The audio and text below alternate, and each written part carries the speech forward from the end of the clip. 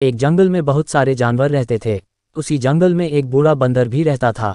बंदर अपनी होशियारी और चतुराई के लिए जाना जाता था। जंगल में जब किसी प्रकार की मुसीबत आती थी तो सभी जानवर अपनी समस्या का हल निकालने के लिए बंदर के पास ही जाते थे।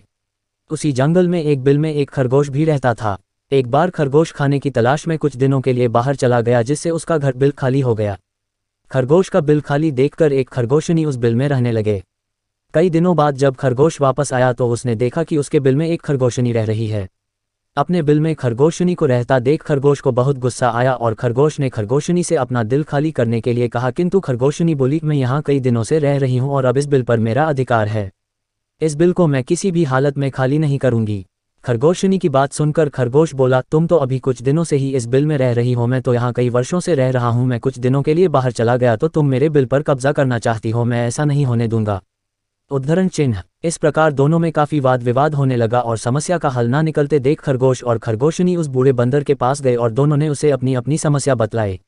बूढ़े बंदर ने दोनों को समझाने का बहुत प्रयत्न किया, किंतु दोनों अपनी बात से टस से मस नहीं हुए। दोनों ही बिल छोड़ने के लिए तैयार नहीं थे। दोनों की बात सुनकर बूढ़े बंदर ने कहा, मैं बहुत देर से तुम्हारी बातें सुन रहा हूं और मुझे लग रहा है कि तुम दोनों में से कोई भी इस बिल को खाली नहीं करेगा। अब तुम दोनों बड़े हो गए हो और तुम्हारी शादी की उम्र भी हो गई है।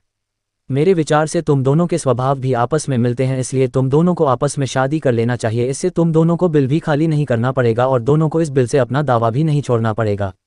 उद्धरण चिन्ह। खरगोश और खरगोशनी दोनों को बंदर की बात बहुत पसंद आई और उन दोनों ने आपस में शादी कर ली। दोनों की शादी में जंगल के सभी जानवर आए और इस प्रकार खरगोश और खरगोशनी एक साथ सुखपूर्वक उसी बिल में रहने लगे।